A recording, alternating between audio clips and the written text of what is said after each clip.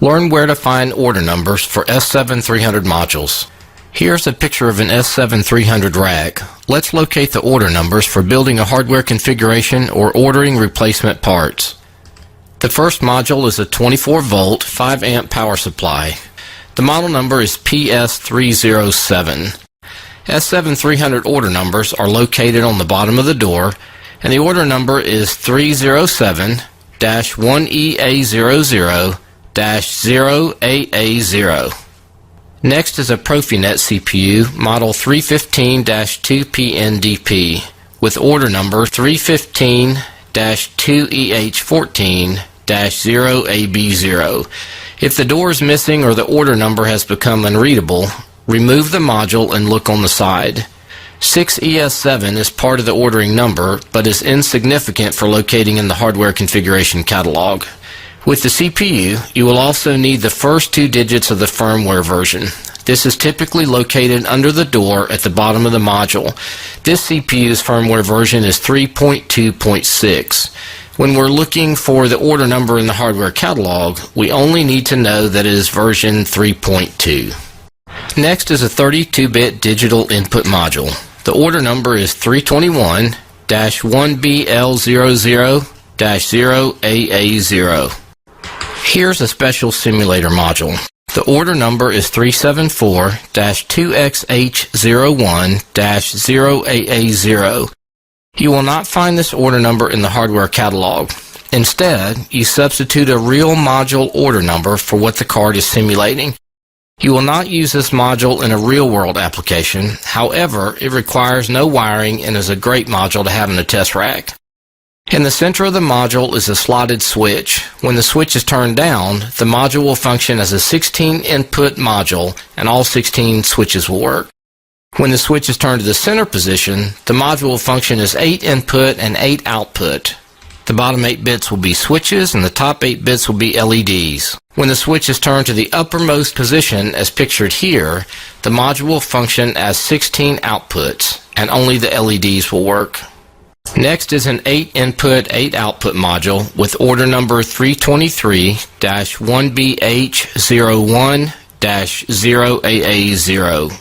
The last module in this rack is a 2-channel analog input with order number 331-7KB02-0AB0. It's worth mentioning that if you open the signal module's door, you'll find a wiring diagram on the door's back panel. As the final step, let's log each model number and order number for use in a later hardware configuration.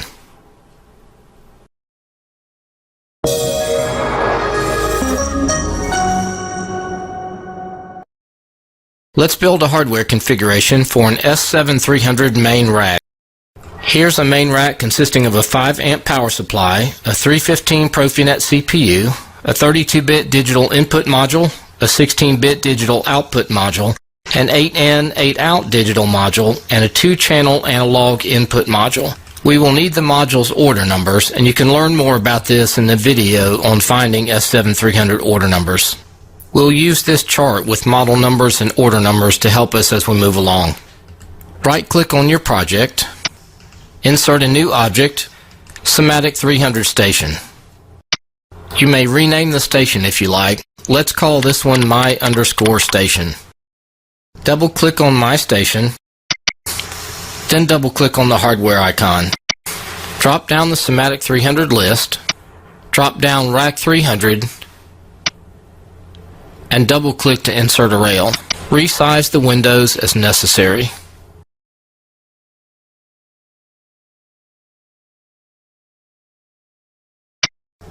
Drop down PS300. Highlight the first 5-amp power supply and check the order number in the lower right box. Looks like this is the one. So double-click to add to the rack. Drop down CPU 300. Drop down CPU 315-2PNDP and double-click the version number. The Ethernet dialog box opens. We'll change this address to 192.168.111.102 to match the network this CPU will be used on. Click OK. Slot 3 is reserved for a special interface module that's used to communicate from one main rack to a second-tier main rack. It is not common to see this used anymore because Profibus is typically used, so we'll move the highlight to slot 4.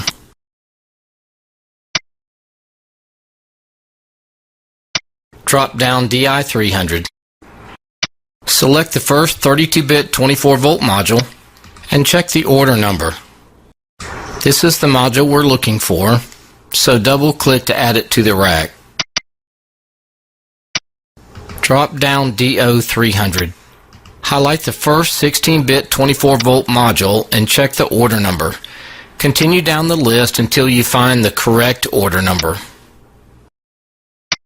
It looks like this is the one. Double-click to add it to the rack. Drop down DO300 and search for the correct order number.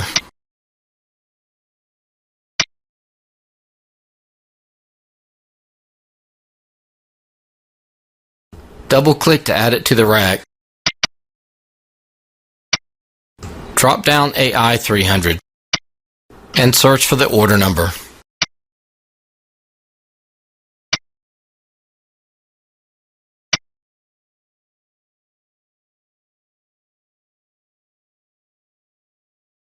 Double-click to add it to the rack. Click the Save and Compile button. This compiles the hardware configuration data and saves it in the project.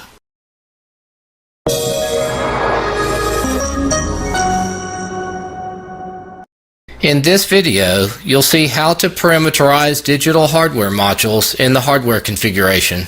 To begin, select your station and double-click the hardware icon. The first module in this rack is a digital input 32-bit module. Double-click the module to open its properties. On the General tab, you can change the module's name if you wish. Click the Addresses tab. To change the module's address, first uncheck the System Default checkbox. Since this is a 32-bit card, the hardware configuration editor won't let you use an address unless the next 3 bytes after the beginning address are free. Let's change the beginning address to 100. The module will now occupy input bytes 100, 101, 102, and 103. You should not change the process image from OB1 unless you are sure what that entails. You can find out more about process images in the help file. Click OK. The next module in this rack is a 16-bit digital output module. Double-click to open its properties. You can also change the name here on the General tab if desired. Select the Addresses tab. Uncheck the System Default box, and we will change this address to 104. Since this module is 16 bits or 2 bytes, it will occupy the input bytes 104 and 105. Click OK. The next module in the rack is a digital 8-bit input, 8-bit output module. Double-click to open its properties. As with the other digital cards, you can change the name here on the General tab. Select the Addresses tab. Uncheck System Default for the input address. We will change the input address to 106. Uncheck System Default for the output card. We will change the output address to 106. So this card will occupy input byte 106 and output byte 106.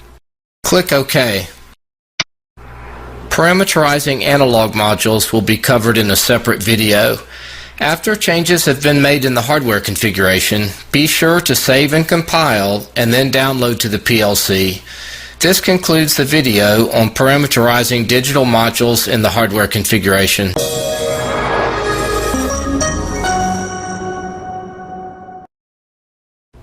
In this video, you'll see how to parameterize an analog module in the hardware configuration. Select your station and double-click the hardware icon. Double-click the analog module to open its properties. To enable diagnostics, put a check in the box Diagnostic Interrupt. Then place a check in the Group Diagnostics box under each channel group that you want to report diagnostics.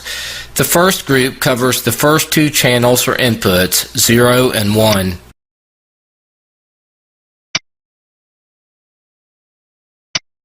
If any channel group is unused, you should deactivate it. Click the Measuring Type field to select the input signal for this channel group. The default measuring range is 4 to 20 milliamps, which is what we want. You will need to choose the measuring type for each channel group. For channels 4 and 5, the measuring type will be thermocouple. The measuring range will be type K. You can choose the interference frequency to protect against for each channel group. The checkbox Hardware Interrupt when limit exceeded allows you to set a high limit and low limit range for channel 0 and channel 2. If we were to set the high limit at 18 milliamps and the low limit at 6 milliamps, then if the signal goes below 6 milliamps or above 18 milliamps, the organization block OB40 will be called for. The user can program the desired action in OB40. More help can be found in the S7 help files. You can also change the module's address in the Addresses tab. Click OK to close the Properties box. After changes are made in the hardware configuration, be sure to save and compile and download to the PLC. Some hardware analog modules have to be set up to match these software settings before being installed on the rack. That is covered in a separate video. Parameterizing digital modules is also covered in a separate video. This concludes the video on parameterizing analog modules in the hardware configuration.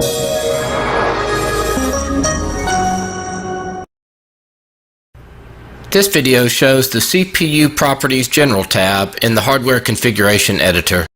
With the Hardware Configuration open, double-click the CPU. The first tab of CPU Properties is the General tab. In the short description field, you will find the amount of high-speed or work memory, the time it takes to execute 1,000 instructions, and information about communication protocol and interfaces.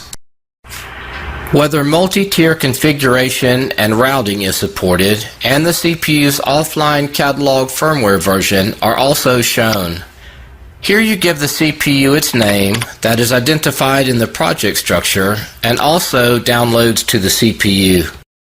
The optional plant designation field identifies parts of the plant according to their functions and conforms to the IEC 1346-1 standard. The optional local designation field identifies a measuring point or group of measuring points within a system, similar to identifying a street on a map. The IDs entered in either of these fields can be evaluated in the user program. Click the Help button for more information and a sample program.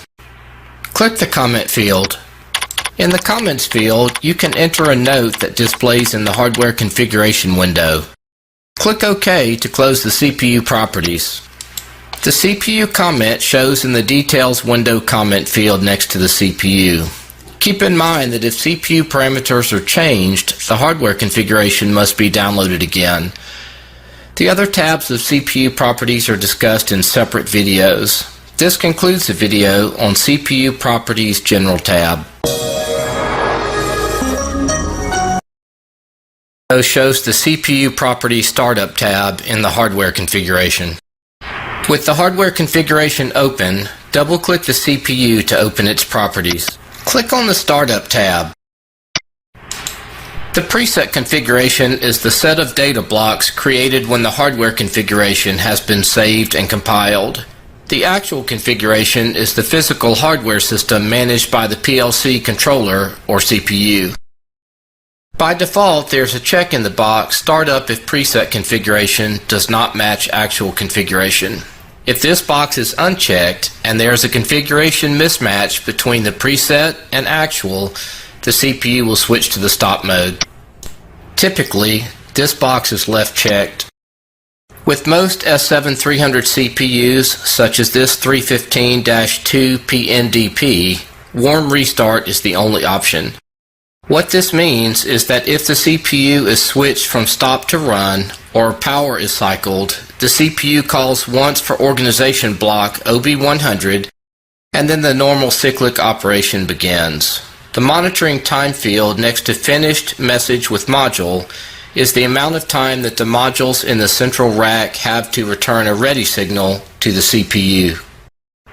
For example, if this value is changed to 500 milliseconds, then after 500 milliseconds, if the CPU did not get a ready signal from each module in the central rack, it would respond depending on the check mark in the startup if preset box is checked or not. After the CPU receives a ready signal from each module in the central rack, then the monitoring time next to transfer of parameters to modules is the amount of time for this CPU to transfer parameters to the modules in the central rack. If the modules do not receive the parameter transfer during this time, the CPU will respond according to the check mark in startup if preset box is checked. If the CPU has a Profibus DP master port, then this time will apply to the transfer of parameters to the Profibus DP modules also. Click OK when finished with the CPU properties. Keep in mind that if the CPU parameters are changed, the hardware configuration must be saved and compiled and downloaded again. The other tabs of the CPU properties are discussed in separate videos. This concludes the video on CPU Properties Startup tab.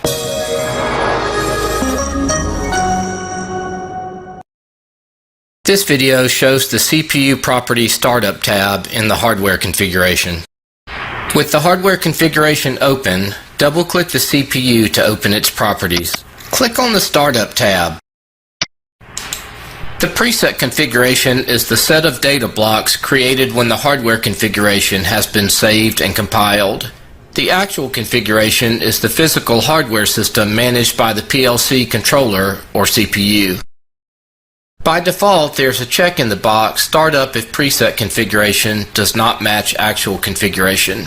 If this box is unchecked and there is a configuration mismatch between the preset and actual, the CPU will switch to the stop mode. Typically, this box is left checked.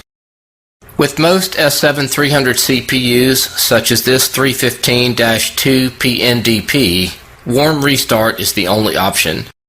What this means is that if the CPU is switched from stop to run or power is cycled, the CPU calls once for organization block OB100 and then the normal cyclic operation begins. The monitoring time field next to finished message with module is the amount of time that the modules in the central rack have to return a ready signal to the CPU.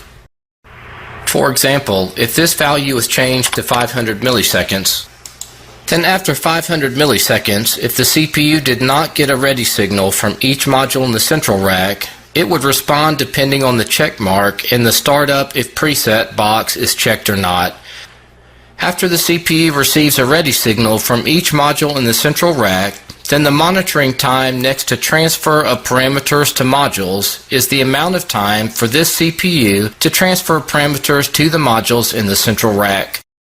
If the modules do not receive the parameter transfer during this time, the CPU will respond according to the check mark in startup if preset box is checked. If the CPU has a Profibus DP master port, then this time will apply to the transfer of parameters to the Profibus DP modules also. Click OK when finished with the CPU properties.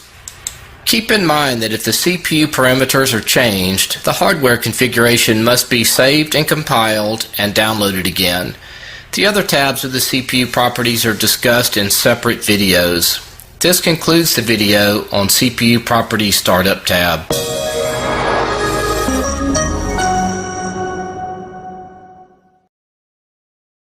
This video shows the CPU Properties Diagnostics Clock tab in the hardware configuration. With the hardware configuration open, double-click the CPU to open its properties. Click on the Diagnostics Clock tab.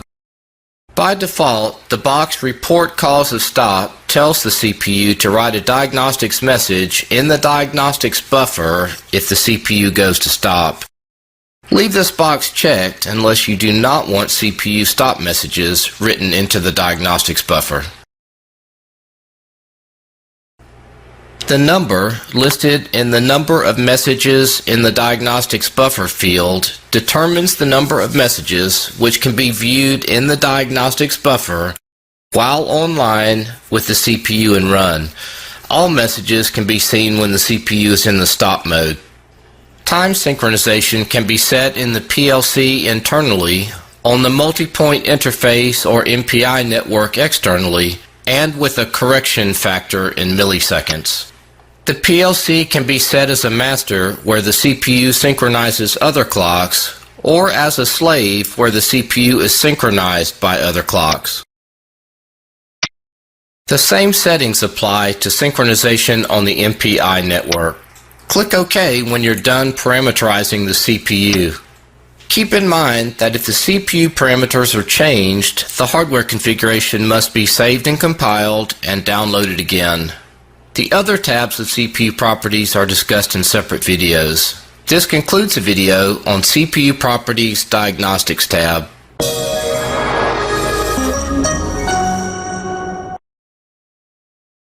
This video shows the CPU Properties Protection tab in the hardware configuration. With the hardware configuration open, double-click the CPU to open its properties. Click on the Protection tab. The default setting is the radio button key switch setting, which means the PLC is operated with the stop run switch located on the front of the PLC. With the right protection radio button, you can assign a password with up to 8 characters. The password will be required to download to the PLC.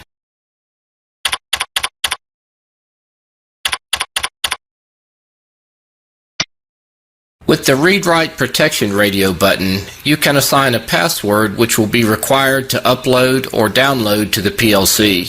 For instance, if you wanted to copy a block from online to offline or upload a station, the password would be required. Monitoring blocks is still allowed. Be careful though, if the password is lost or forgotten, the micro memory card will have to be deleted or reformatted. For older CPUs that have the removable key switch on the front, the checkbox "Can be bypassed with password" allows the user to enter a password and access the CPU even if the key switch has been removed. For the write and read-write protection levels, there's also a way in SIMATIC Manager to enter a password that is good for the remaining session, that is until SIMATIC Manager is closed. Click the Help button for more details. Click OK when you are finished parameterizing the CPU. Keep in mind that if the CPU parameters are changed, the hardware configuration must be saved and compiled and downloaded again. The other tabs of the CPU properties are discussed in separate videos. This concludes the video on CPU Properties Protection tab. This video shows the CPU Properties Communication tab in the hardware configuration. With the hardware configuration open, double-click the CPU to open its properties. Click on the Communications tab. This is a place where you can reserve communication resources. By default, there are 16 available connections. One connection is reserved for a computer or PG, and one is reserved for an HMI operator panel or OP. Additional devices or communication blocks in the code take the remaining connections on a first-come, first-served basis. Having a reservation guarantees that a connection will be available for the resource that is trying to connect. S7 basic communication is carried out over the multi-point interface or MPI network. Reserved connections for communication blocks, such as for client-server communication, guarantee a connection will be available. S7 basic communication is typically not reserved, but allowed to take up resources as they are needed and release them when they are done. The S7 communication is populated from connections made in the NetPro program. When you are done setting CPU parameters, click OK to close the CPU properties box. After CPU parameters have been changed, the hardware configuration must be saved and compiled and downloaded again. The other tabs of CPU properties are discussed in separate videos. This concludes the video on CPU Properties Communication tab.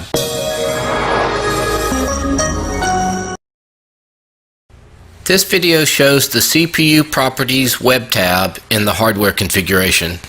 With the hardware configuration opened, double-click the CPU to open its properties. The web tab only shows if you are using a Profinet CPU. Click on the web tab. Select Enable Web Server in order to access the CPU from a web browser. When the hardware configuration is saved and compiled and downloaded, this will download web pages to the CPU. You will see a message advising that you may make the CPU vulnerable to outside access and that you should take necessary security precautions. There's also a link for help on security. Click OK if you want to continue. Select up to 2 languages for the web pages. If you want the web page to auto-update, check the Activate box under Auto-Update. Set an update time interval. We will change the update time to 5 seconds. There are 16 message classes associated with Report System Error message text. By default, all 16 classes will display. You can select which text or classes should display on the web pages. See Help on Message Classes and Report System Error for more details. If you click the Add button, you can add password-protected users and access rights to the PLC web pages. When you're finished setting CPU parameters, click OK to close the Properties window. After CPU parameters have been changed, the hardware configuration must be saved and compiled and downloaded again. The other tabs of CPU properties are discussed in separate videos. This concludes the video on CPU Properties web tab. This video shows the CPU Properties Cycle Clock Memory tab in the hardware configuration. With the hardware configuration open, double-click the CPU to open its properties. Click on the Cycle Clock Memory tab. The first field that can be edited is the Scan Cycle Monitoring Time or Watchdog Timer. By default, the max scan cycle time is set at 150 milliseconds. This means from the time that OB1 begins until the scan is completed and OB1 begins again, you have 150 milliseconds. If the scan time is exceeded, OB80 is called for. If it has been downloaded to the CPU, the watchdog time will be temporarily expanded. If OB80 is not in the CPU, the mode will be switched to stop. You can reduce this number or expand this number up to 6,000 milliseconds. When communication is carried out, for example between 2 CPUs, the scan time is increased. The scan cycle load from communication percent influences the amount of time that the scan can be increased as a result of communications. If you are doing heavy communications in your project, click the Help button to see the communication load formula and more details about setting this field. Placing a check in the box Prioritized OCM Communication will speed up communication between the HMI and CPU, but does slightly increase the scan time. If the CPU does not support this function, the box is grayed out. The default size of the input and output process images, in other words how many IOs you can have, is 128 bytes or 1024 bits by default. On newer CPUs such as this one, the size of the process images can be expanded up to 2048 bytes or 16,384 bits. Let's increase this value to 256 bytes. We will also change the output image size to be 256 bytes. The default for OB85 call-up at I/O access error is no OB85 call-up. The optional organization block 85 can be programmed and downloaded for a response if an I/O access error occurs during the update of the input or output process image. If you wish to program an OB85 call, it is recommended that you not choose at each individual access, or OB85 will be called every scan for every update of the images, and the scan cycle time will be increased. Instead, choose only for incoming and outgoing errors. Then OB85 will only be called if there's an error during the updating of the input and output images. The clock memory is the allocation of 1 byte of the M memory area.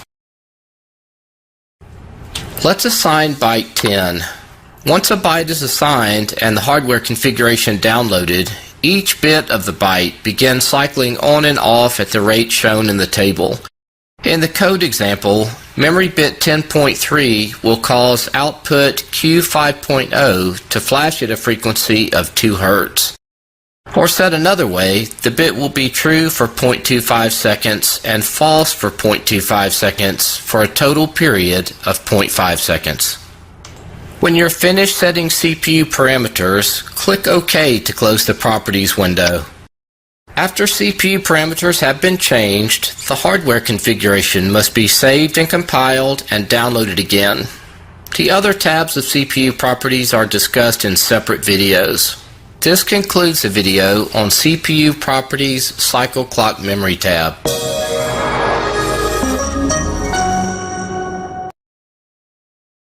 This video shows the CPU Properties Retentive Memory tab in the hardware configuration. With the hardware configuration open, double-click the CPU to open its properties. Click on the Retentive Memory tab. By default, the first 16 memory bytes, that is memory byte 0 through memory byte 15, retain their values through a change from stop to run of the CPU mode switch or a power cycle. Change the value to 0 if no memory bytes are to be retained. Standard SIMATIC timers do not retain their values by default. The first 8 counters, counter 0 through counter 7, retain their values by default. Change this value to 0 if you do not want any counters to be retentive. Selecting a value such as 50 would mean that memory bytes 0 through 49 would retain their values through a stop to run of the mode switch or a power cycle.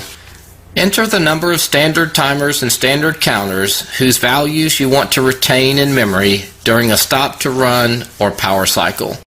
We will assign some numbers for demonstration purposes. Current CPUs use micro memory cards, and data blocks are by default automatically retentive. For older CPUs that relied on batteries, the data block's beginning byte address and number of bytes could be marked retentive. Click OK to close the properties. After changing the CPU parameters, the hardware configuration must be saved and compiled and downloaded. The other tabs of CPU properties are discussed in separate videos. This concludes the video on CPU Properties Retentive Memory tab.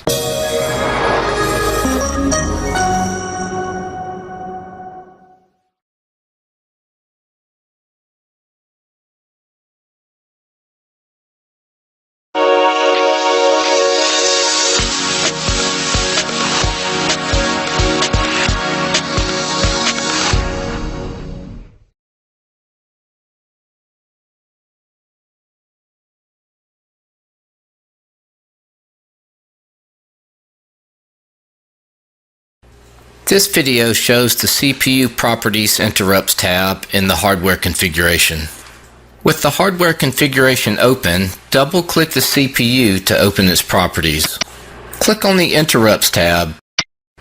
This tab shows the available organization blocks for hardware interrupts, time delay interrupts, master-slave Profibus DPV1, acyclic data exchange interrupts, and asynchronous hardware-related error interrupts.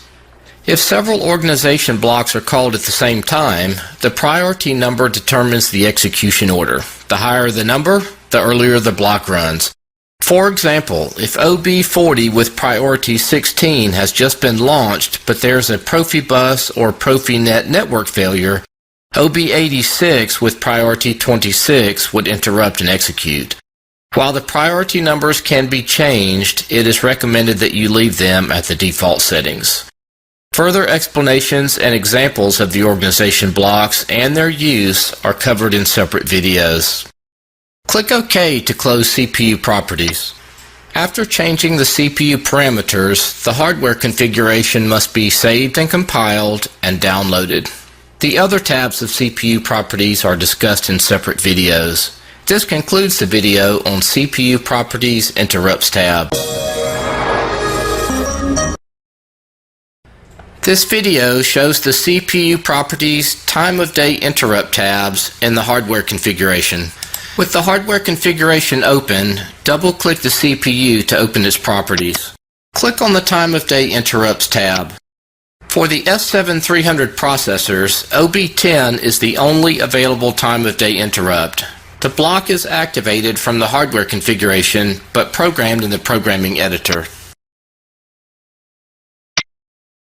The block can be set to execute once on a particular date and time, or can be set to execute every minute,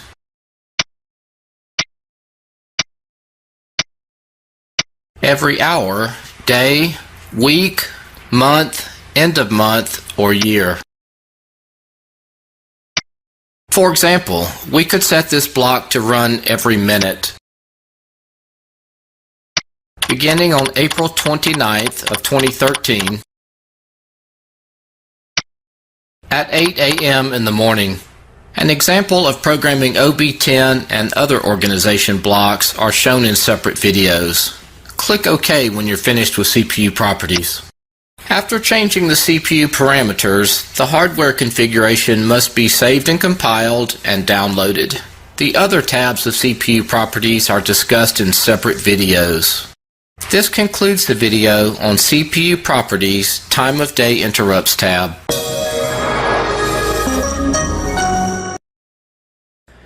This video shows the CPU Properties Cyclic Interrupts tab in the hardware configuration. With the hardware configuration open, double-click the CPU to open its properties. Click the Cyclic Interrupts tab.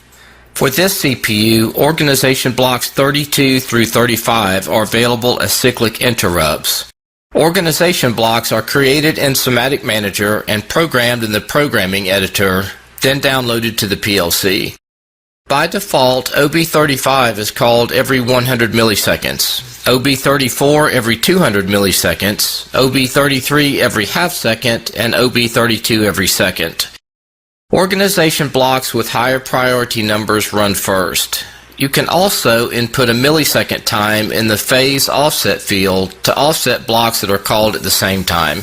For instance, if all four of these blocks are programmed and downloaded, at the 1 second mark, OB32 through 35 will be called at the same time. Using a phase offset will delay the start time by the number of milliseconds input. The execution times can be changed. For instance, we could set OB35 to execute every 75 milliseconds and OB32 to execute every 750 milliseconds. For demonstration purposes, we will enter an offset of 10 milliseconds for OB32. Explanations and examples of organization blocks and their use are covered in separate videos. When you're finished setting the CPU's parameters, click OK. After changing the CPU parameters, the hardware configuration must be saved and compiled and downloaded. The other tabs of CPU properties are discussed in separate videos. This concludes the video on CPU Properties Cyclic Interrupts tab. This video shows how to update the hardware configuration after a module has been changed out on the physical rack. This 2-channel analog input module with order number 331-7KB02-AB0 is being replaced with an 8-channel analog input module with order number 331-7KF02-AB0. To begin, select your station and double-click Hardware. Double-click the analog module to open its properties. If the existing module's name is different than the default, Be sure to record the name. Select the Address tab. Record the existing module's address. Select the Inputs tab. Record these settings before replacing the module. Let's find the new module. Drop down SIMATIC 300. Drop down Signal Module 300. Drop down AI 300. Begin searching in the Analog Input 8 section for the order number 331-7KF02-0AB0. After highlighting a module, check the order number in the lower right window until you find the one you're searching for. Here is the module we're looking for.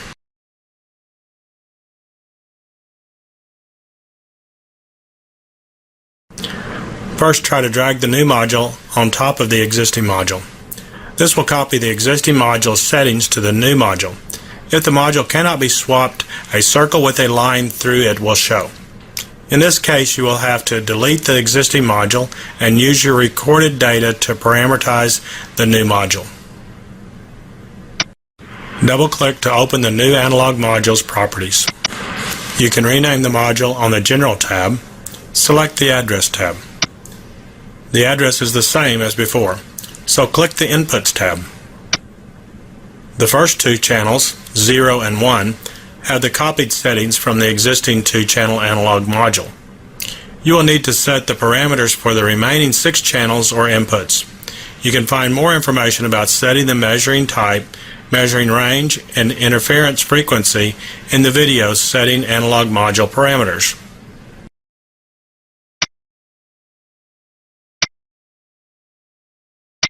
Once you have set the parameters, click OK. Save and compile the hardware configuration. Since the module has already been swapped in the hardware, we will download the configuration to the PLC.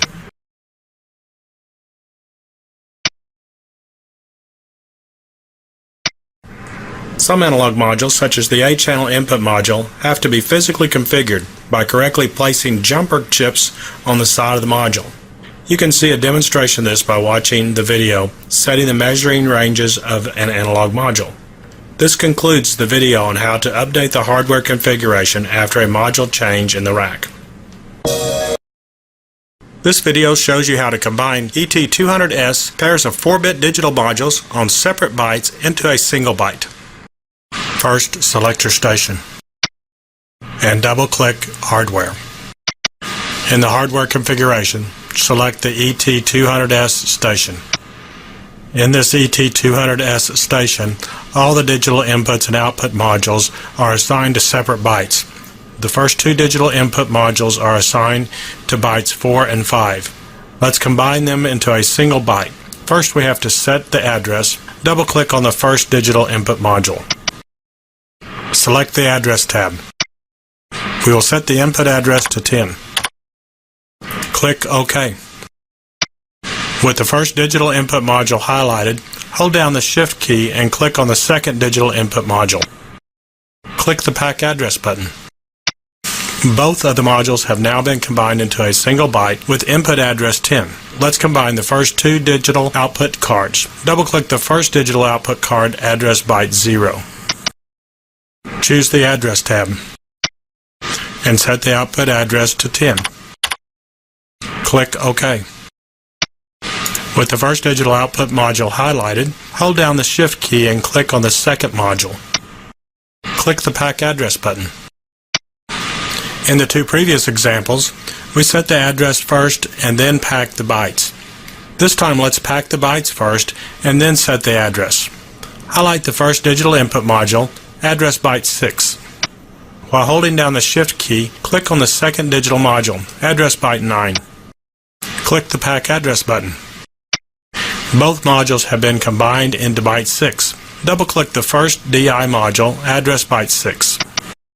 Click the Address tab and change the input address to 11. Click OK. Let's do the final 2 digital output modules, currently bytes 2 and 3. Highlight the first digital output module, address byte 2. Hold the Shift key and select the second digital output module, address byte 3. Click the Pack Address button. The two modules have been combined into byte 2. Double-click on the first DO output module, address byte 2. Click on the Address tab and change the output address to 11. Now the first set of digital input and output modules have been combined to input and output address 10, and the second set of digital input and output modules have been combined to input and output address 11. Click the Save and Compile button to save the changes and get them ready for downloading to the PLC station. After making changes to the hardware configuration, you'll need to download it to the PLC. This concludes the video on combining ET200S pairs for 4-bit digital modules on separate bytes into a single byte. Here you will learn several methods to download an S7 station and blocks. In the first method, we will download the hardware station and all the blocks at the same time. Here are several important notes. First, the CPU will be placed in the stop mode during the hardware station download. Second, to do this full station download from SIMATIC Manager, the CPU's address must be the same as the address in the hardware configuration, or this will not work. Third, the PG-PC interface of SIMATIC Manager must be set to agree with how you are connected to the PLC.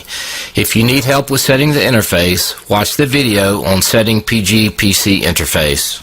Click on your station. Click the download button. Click Yes to the System Data Replacement message. If there are any differences in the online and offline data, it will be flagged with a yellow triangle. Here the CPU name in the project is different than what's in the CPU. Click OK to continue downloading the offline station and overwrite the online data. After the hardware station is downloaded, all the blocks will be downloaded as well. If the blocks already exist, you'll be prompted with an overwrite message. In this demonstration, there are no blocks in the CPU, so the blocks load with no warnings. The CPU was placed in the stop mode during the hardware station part of the download. Click Yes to restart the CPU and put it back in the run mode. If your hardware station was up to date, but you wanted to do a blocks download, click the blocks folder and click the download button. A caution message tells you to check the sequence of the blocks for correct functions. By doing a full blocks folder download, it is possible that calling blocks could be loaded before the blocks that are being called. If this happens, the CPU will go to stop. If you have doubts about the order, it would be better to select the blocks individually and download them. For this demonstration, we'll go ahead and replace all the blocks, so click OK. Since the blocks existed, we will click All to download and overwrite all the blocks. The System Data folder is part of the Blocks folder and contains the hardware configuration. After the blocks are downloaded, you are asked if you want to download the system data. If the hardware configuration is up to date, click No. Also, be aware that if you click Yes, the CPU will be set to stop while the hardware configuration loads.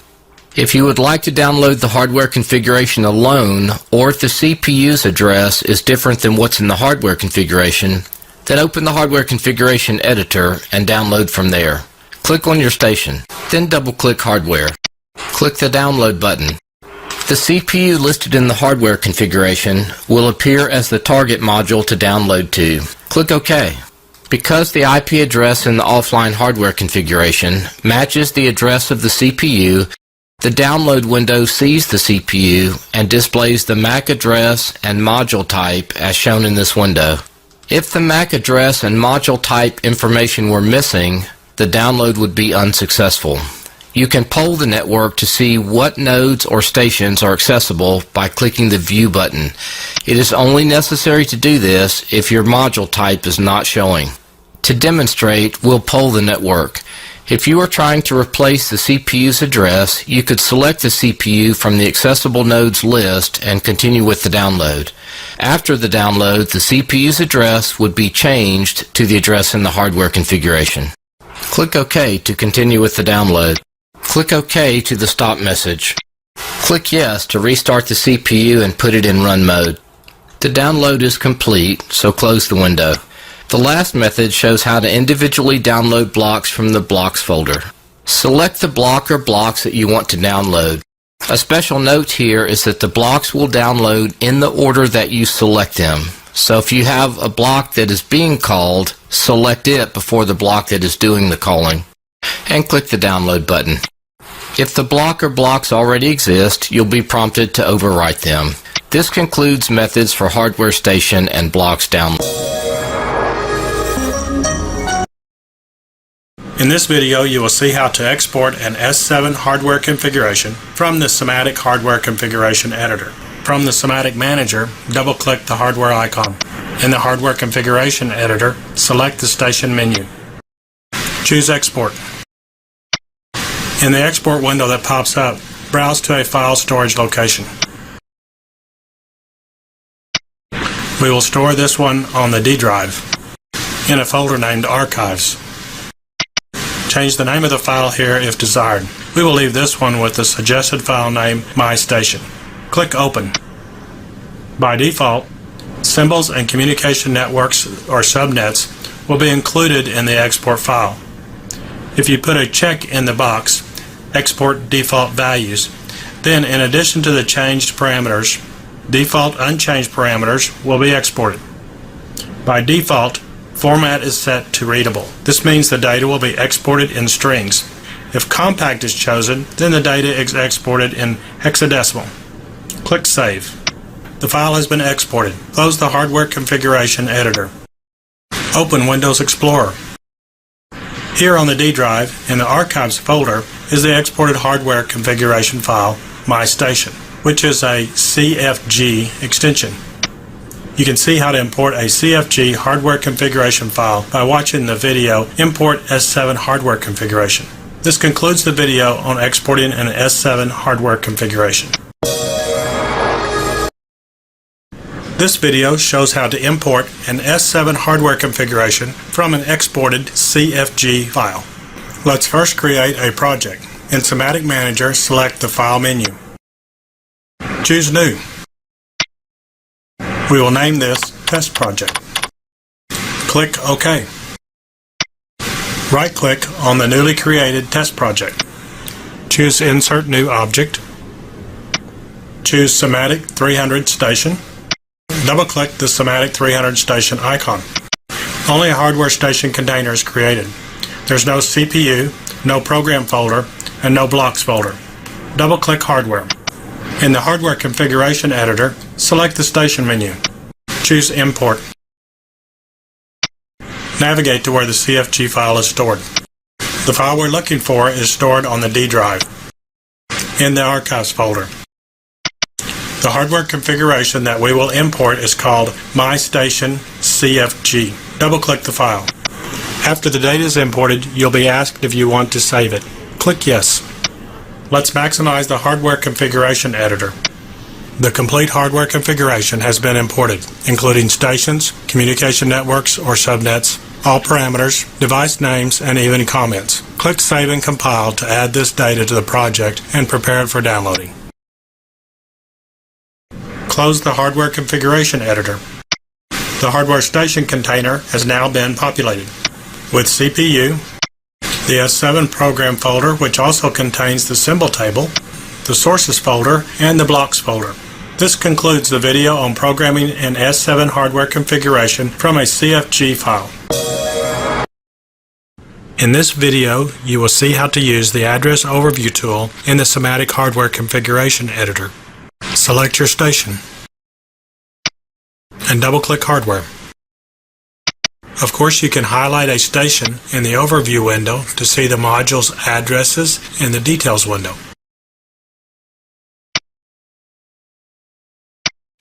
To see the address overview for all devices and modules and all stations and subnets, select the View menu. Choose Address Overview. Let's stretch the window for a better view.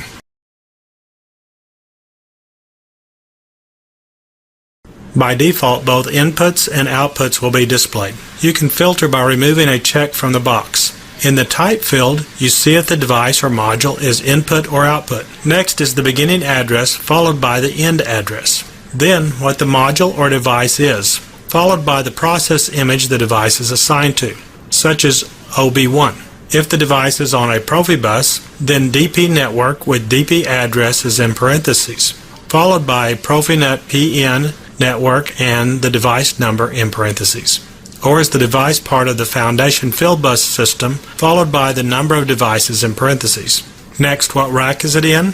What slot is it in? And if it is an interface module or an interface port, and which module slot or port number it is.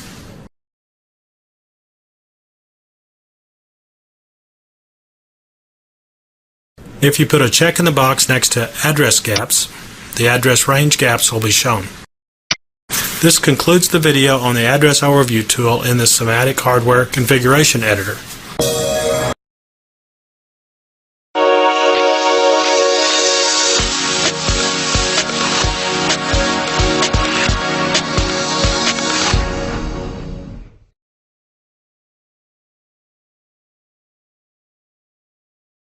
Here you will see several ways to arrange the station layout in SIMATIC Hardware Configuration Editor. First, select your station and double-click Hardware. The first way to arrange the stations is to let the Hardware Configuration Editor do it for you. Select the View menu and choose Auto Arrange. You get a warning that the current arrangement will be lost. Click Yes if you want to continue. The Hardware Configuration Editor then rearranges the stations. The second method is manual. You arrange the stations by dragging them around.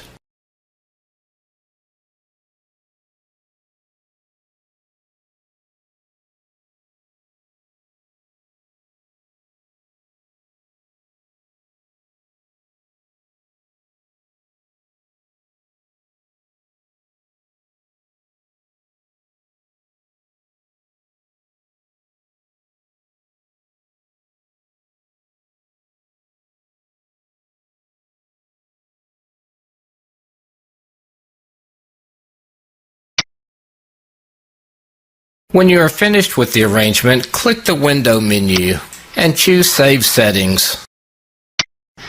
This concludes the video on arranging stations in the SIMATIC Hardware Configuration Editor. In this video, you'll see how to create your own custom hardware catalog profile. From your S7 project, select your station and double-click Hardware. In the Hardware Configuration Editor, select the Options menu. Choose Edit Catalog Profile and enlarge the window for a better view. To begin creating your profile, pick an element such as the power supply for the S7-300. Widen the columns so you can see the order numbers. Let's pick the bottom 5 amp power supply, order number 6ES7 307-1EA01-0AA0, and drag it to the bottom window. Now select the CPU 300. Drop down the Profinet CPU 315-2PNDP. Highlight the order number. We will choose 6ES7 315-2EH14-0AB0. Select the version number, in our case version 3.2, and drag it to the lower window.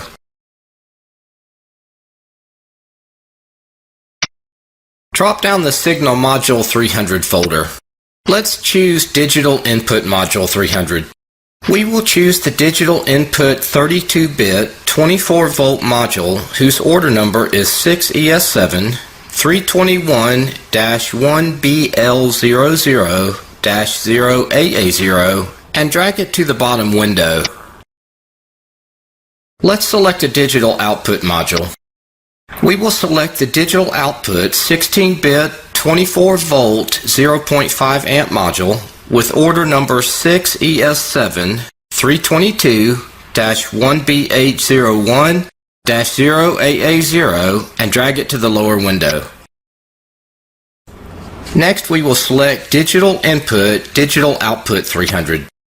We will choose the Digital Input 8 Digital Output 8 with order number 6ES7 323-1BH01-0AA0 and drag it to the lower window. Now let's select an analog input module. Choose the analog input 2 channel with order number 6ES7 331-7KB02-0AB0 and drag it to the lower window. We will now close the SIMATIC 300 folder and open the Profinet IO folder. Drop down Network Components. Let's select a Scalance switch. Drop down Scalance X200. Drop down Scalance X208 and select the Scalance switch 6GK5 208-0BA10-2AA3. Choose version 4.2 and drag it to the lower window. Drop down the I/O folder. Drop down ET200S. Interface modules such as the IM151-3 have a set of subfolders containing compatible modules in them. So for this element, we will drag down the entire IM151-3 collection from the left window instead of a single element from the right window. The profile is now complete. Let's save it. We will name it My Profile. Click OK. Close the profile window. In the Hardware Configuration Editor, drop down the Profiles field. Choose My Profile. Here's the profile we just created. Drop down next to the IM151-3. Here are the folders containing the modules that are compatible with the IM151-3. This concludes the video on how to make a custom hardware profile. In this video, you'll see how to monitor variables from the Hardware Configuration Editor. To begin, select your station and double-click Hardware. This hardware configuration has several I/O modules. Right-click on the first digital input 32-bit module and choose Monitor Modify. For a single scan update, click the Status Value button. To update cyclically, click the checkbox next to Monitor. Click the Trigger button. By default, monitoring is done at the beginning of the scan cycle, which is what you want for inputs since they are read in at the beginning of the scan. The trigger condition updates every cycle by default. You may also choose to monitor at the end of the scan cycle, which would be better for outputs, and lastly, you can monitor when the CPU transitions to stop. If you change the trigger condition to once, then when you check the monitor box, updating will only occur for one cycle instead of every cycle. If you place a check in the box I/O display, then the value of the bytes is shown in hexadecimal format. Close the Monitor Modify window. Right-click the digital output module. Choose Monitor Modify again. Put a check in the monitor box. To see if any forces are taking place, press the F5 key. Line 3, Q4.2 is being forced from a force table as indicated by the red F. You can learn how to view a force table and how to start and stop forcing in the video on forcing I/O. Close the Monitor Modify window. Right-click the analog input module and choose Monitor Modify. Put a check in the monitor box. The two analog input channels are shown in hexadecimal values. You cannot change the display format here in the hardware configuration. You can, however, view and change to other formats in a variable table. You can see more by watching the video Create and Monitor Variables using a variable table. Close the Monitor Modify window. Click on the ET200S station. In the Details window, right-click on the 4-bit digital input module. Choose Monitor Modify. Select Monitor, and you see the status of the 4 input bits. Check the box I/O display to see the byte shown in hex form. Close the Monitor Modify window. How to modify I/O values is shown in a separate video. This concludes the video on how to monitor I/O from the SIMATIC hardware configuration editor.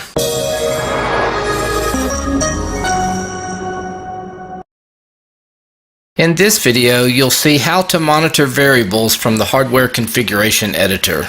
To begin, select your station and double-click Hardware. This hardware configuration has several I/O modules. Right-click on the first digital input 32-bit module and choose Monitor Modify. For a single scan update, click the Status Value button. To update cyclically, click the checkbox next to Monitor. Click the Trigger button. By default, monitoring is done at the beginning of the scan cycle, which is what you want for inputs since they are read in at the beginning of the scan. The trigger condition updates every cycle by default. You may also choose to monitor at the end of the scan cycle, which would be better for outputs, and lastly, you can monitor when the CPU transitions to stop. If you change the trigger condition to once, then when you check the monitor box, updating will only occur for one cycle instead of every cycle.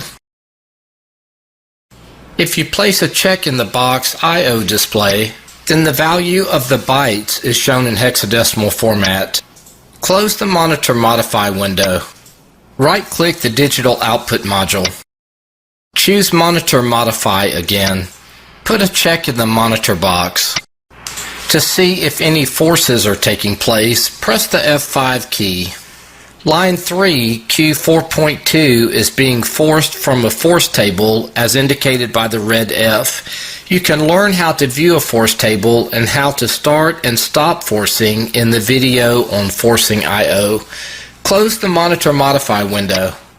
Right-click the Analog Input module and choose Monitor Modify.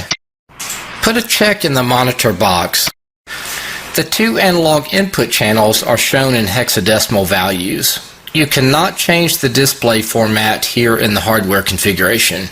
You can, however, view and change to other formats in a variable table.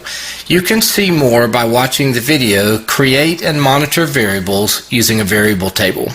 Close the Monitor Modify window. Click on the ET200S station. In the Details window, right-click on the 4-bit digital input module. Choose Monitor Modify. Select Monitor, and you see the status of the 4 input bits. Check the box I/O display to see the bytes shown in hex form. Close the Monitor Modify window. How to modify I/O values is shown in a separate video. This concludes the video on how to monitor I/O from the SIMATIC hardware configuration editor.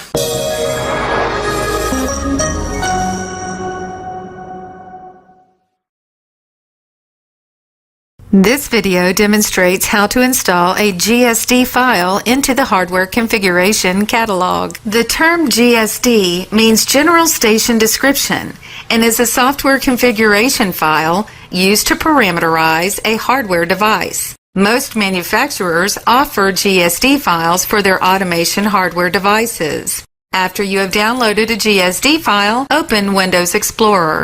Navigate to the folder that holds the GSD file. We will install a Siemens 317T CPU GSD file.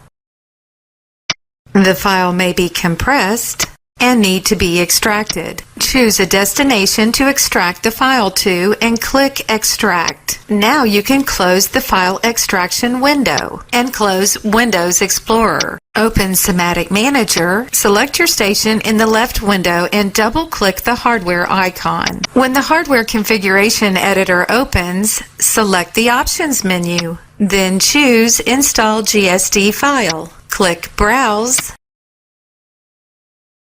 and navigate to the GSD extracted file location. Select the GSD folder and click OK. The folder may contain several language descriptions. For instance, the E in GSE means English, F, French, G, German, I, Italian, S, Spanish. highlight the GSE file and click Install. You'll get a caution telling you the installation cannot be undone. Click Yes. You should get a success message after the installation. Click OK. Select the search text box. Enter the device GSD file description, 317T. Then click the Search Down button. You will find that most GSD files involving Profibus will be stored under Profibus DP Additional Field Devices. Since this is a PLC, it is stored under the PLC folder. This GSD file is now ready to be used in a hardware configuration. This concludes the video on installing a GSD file into the SIMATIC hardware configuration catalog.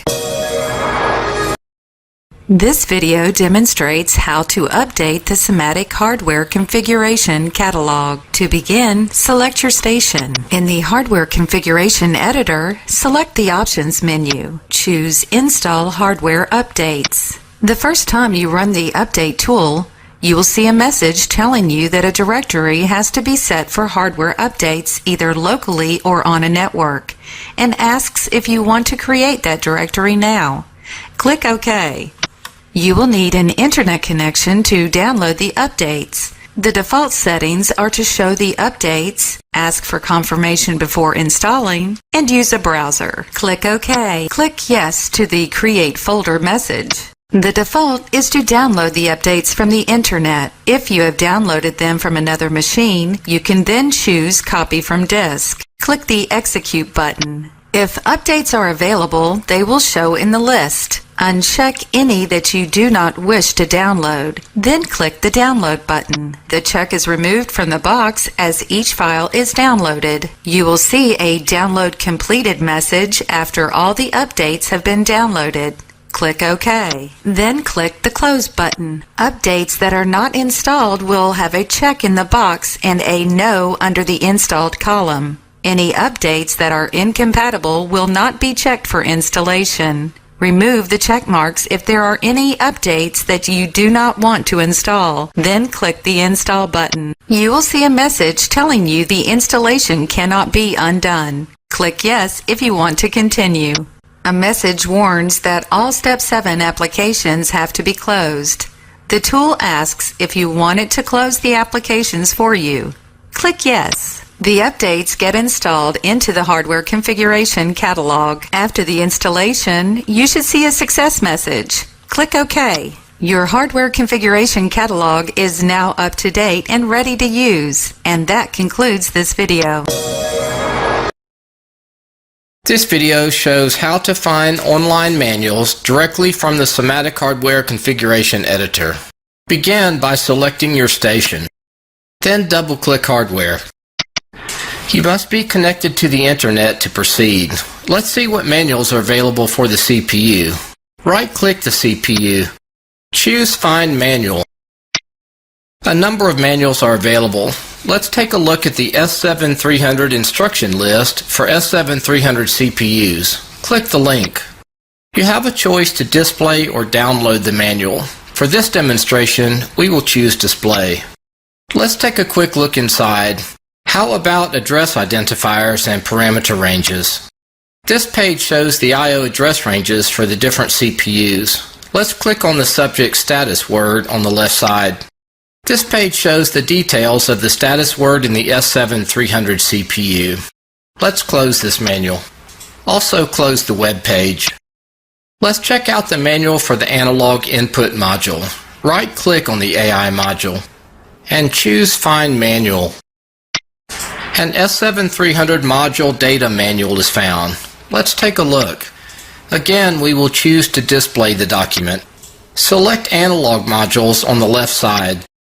We will click on the module with part number 6ES7331-7KB02-0AB0 since that is the order number we have in the hardware configuration. Let's take a look at measuring types and measuring ranges. Shown here are the different types of measurement signals, measuring ranges, and measuring range module settings. Let's close this manual. Close the web page. Let's look at one final example. On the Profinet network, right-click on the switch and choose Find Manual again. Let's take a look at the configuration manual for Scalent's X200 series switches. Choose to display once again. Let's look at the topic Assignment of an IP address. The details for assigning an IP address to a Scalent's X200 series switch begins here. In this video, you have seen 3 demonstrations of how to find Siemens manuals offered for specific hardware configuration devices using a link directly from the SIMATIC hardware configuration editor. Keep in mind that you must have an internet connection to access the manuals on the web. And that concludes this video.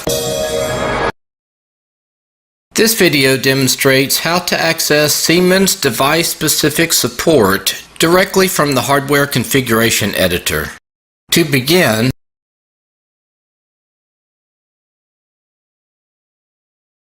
select your station and double-click Hardware. You will need an internet connection to access the websites. Let's check out the CPU first. Right-click the CPU and choose Product Support Information.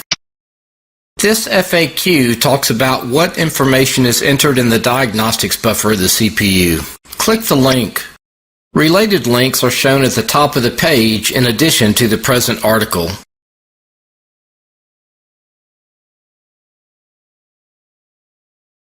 Page. Let's check out support for this Digital Input 8, Digital Output 8 module. Right-click on the DIDO module. Choose Product Support Information. The Product Information tab shows product description, version release, product lifecycle, and links to updates, FAQs, and manuals. Click the Entries tab. Here you can find certificates, FAQs, and manuals. Click the Technical CAX Data tab. This tab contains technical data about the module.